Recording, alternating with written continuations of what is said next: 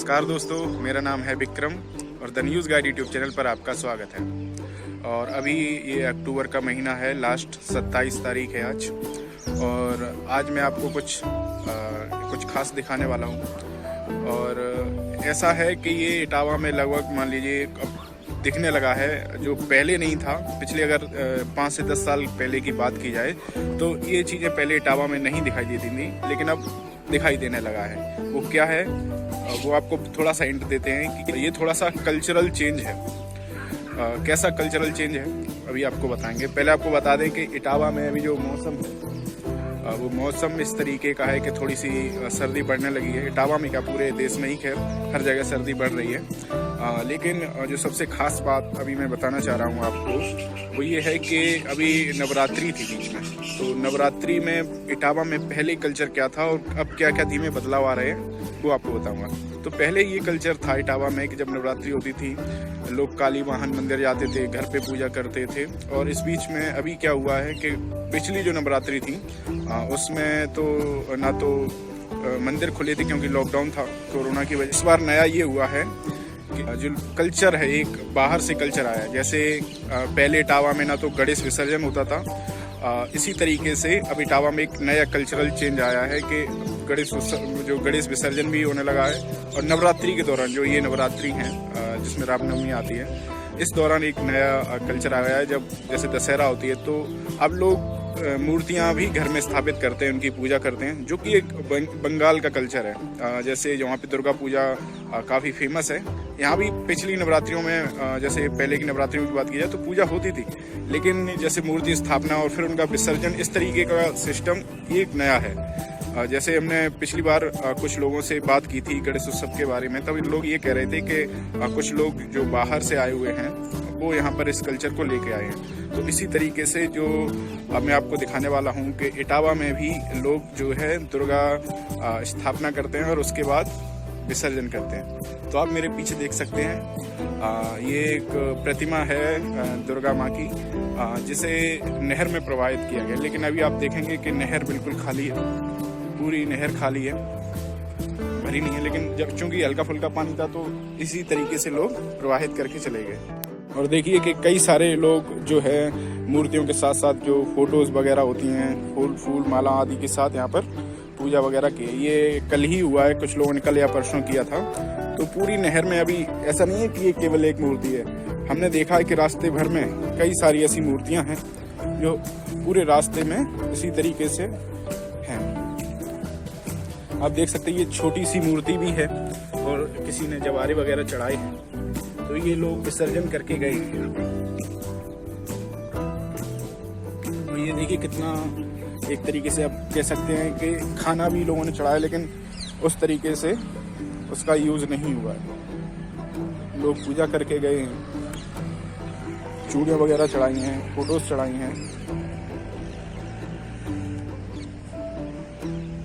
तो ये जो कल्चर था पहले इटावा में इतना फेमस नहीं था, अब धीमे धीमे ये सारी चीज़ें इटावा में भी आने लगी हैं।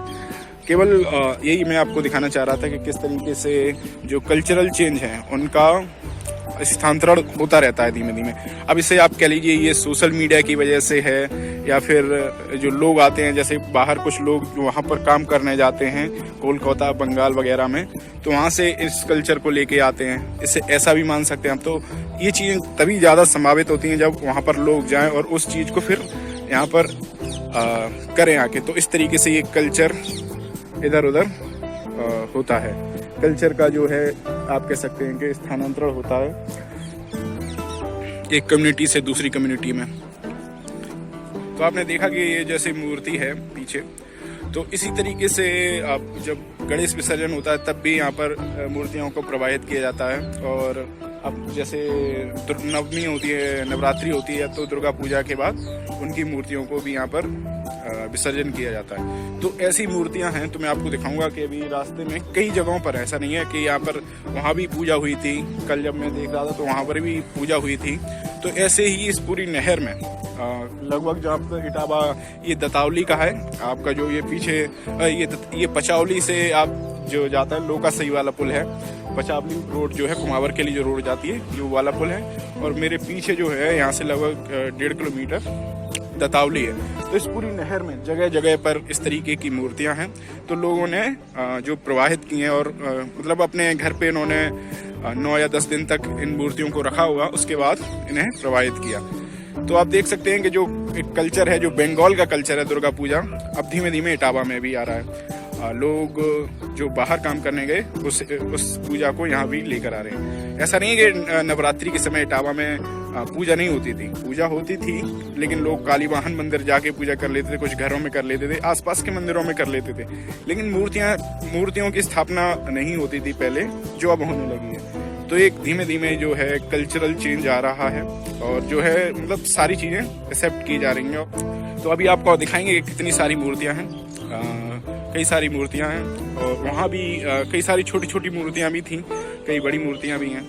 और आपको जैसा कि अभी कुछ दिन पहले हमने एक वीडियो में बताया था कि धान की फसल हो रही थी, तब लोग रोप लगा रहे थे। तो अब वो सीजन आ गया जहाँ पर धान कटने भी लगा है।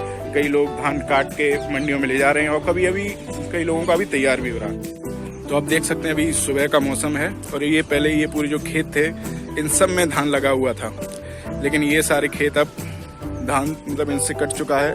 और जो पराली आप देख सकते हैं, ये जो पीली पीली पराली पड़ी हुई है, लोगों ने यहाँ पे डाल दी है। कई लोग इसका यूज़ करते हैं, कई लोग जला देते हैं। और जैसा कि अब ये जो मूर्ति हम आप इसके पास आपको दिखाया था, तो ये नहर में आप देखिए कि पूरी नहर जो है, जो एक समय पूरी भरी रहती थी, खाली है, लेकिन फिर भी लोग यहाँ पर मूर्तियों को प्रवाहित करके गए हैं।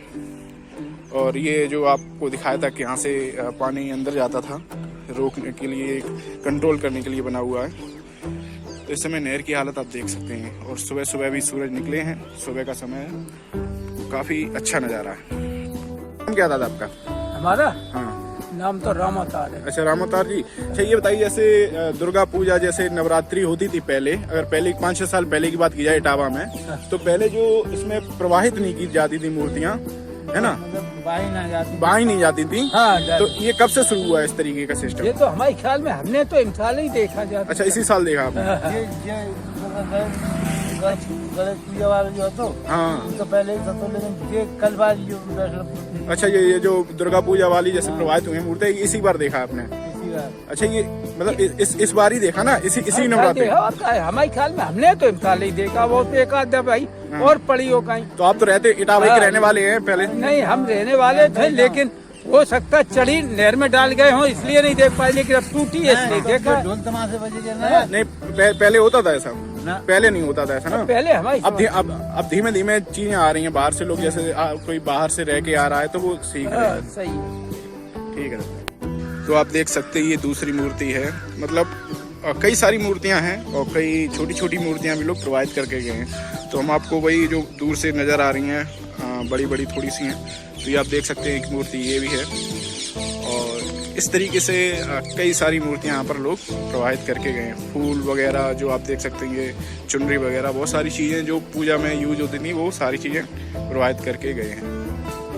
अब हम जो दतावली नहर का पुल है उसके बिल्कुल पास आ चुके हैं और यहाँ पर भी हम आपको दिखाएंगे कि किस तरीके से मूर्तियाँ प्रवाहित की गई हैं। तो आप ये देखिए, यहाँ पर कुछ छोटी मूर्तियाँ भी हैं और कई सारी छोटी मूर्तियाँ और कुछ बड़ी मूर्तियाँ भी हैं।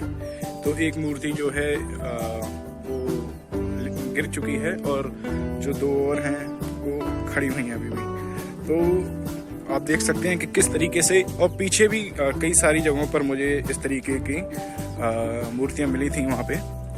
तो 2-3 जगह और थी और एक जगह पर हमने तो लोगों से बात की तो वो भी कह रहे हैं कि इस तरीके का जो कल्चर है वो हमने पहली बार देखा है कि लोग मूर्तियाँ प्रवाहित कर रहे हैं नहर में। और ये एक तरीके से नई शुरुआत है, नया कल्चर इटावा में शुरू हुआ है, जो कि पहले पश्चिम बंगाल में होता था, अब धीमे धीमे यहाँ भी आ रहा है। तो आप देख सकते हैं किस तरीके से यहाँ पर मूर्तियाँ हैं जो लोगों ने प्रवाहित की हैं।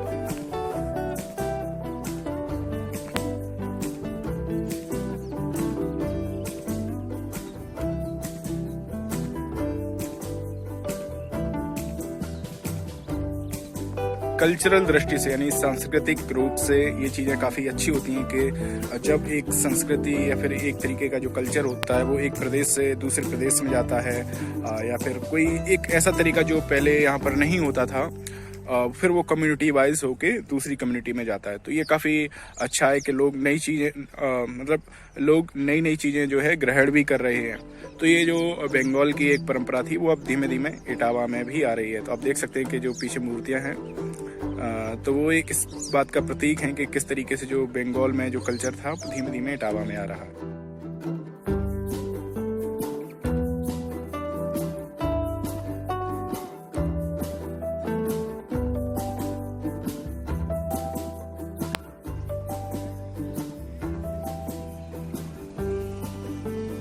दोस्तों, जैसा कि आपने देखा कि इटावा में भी एक नया कल्चर शुरू हुआ है और लोग उससे फॉलो भी कर रहे हैं। अभी तकरीबन 20 से 25 मूर्तियां जो हैं वो प्रवाहित हुई होंगी जो नज़र आ रही हैं। कई सारी ऐसी मूर्तियां भी हैं जो बहुत छोटी सी थी, उन्हें लोगों ने प्रवाहित किया। फिर कुछ ऐसी हैं जो मिट्टी की होंगी या फिर जो पूरी तरीके से जिस पानी में विलय हो गई तो वो नज़र नहीं आई। तो अभी कम से कम जो देखने में दूर से नज़र आ रही हैं 20 से 25 मूर्तियाँ हैं। और जो आपको बता दें कि ये इस नहर में इसलिए भी प्रवाहित किया जाता है क्योंकि जो ये नहर है गंगा नहर है। पहले भी हम जिस प्रकार आपको बता चुके हैं कि इस नहर में जो है वो गंगा नदी का पानी आता है। हरिद्वार से जो गंगा नदी निकलती है नहर उसके बाद इस नहर में आता है। तो ये जो निचली गंगा नहर बोलते हैं, इसे आप सर्च करेंगे अगर गूगल पे तो आपको इसकी जानकारी मिल जाएगी। तो आपको बता दें कि किस तरीके से जो है इटावा में भी अब एक नया कल्चर शुरू हुआ है नवरात्रियों में। तो दोस्तों, आपको हमारा ये वीडियो कैसा लगा हमें कमेंट बॉक्स में ज़रूर बताएं और इस वीडियो को शेयर करना, हमारे चैनल को सब्सक्राइब करना और लाइक करना ना भूलें।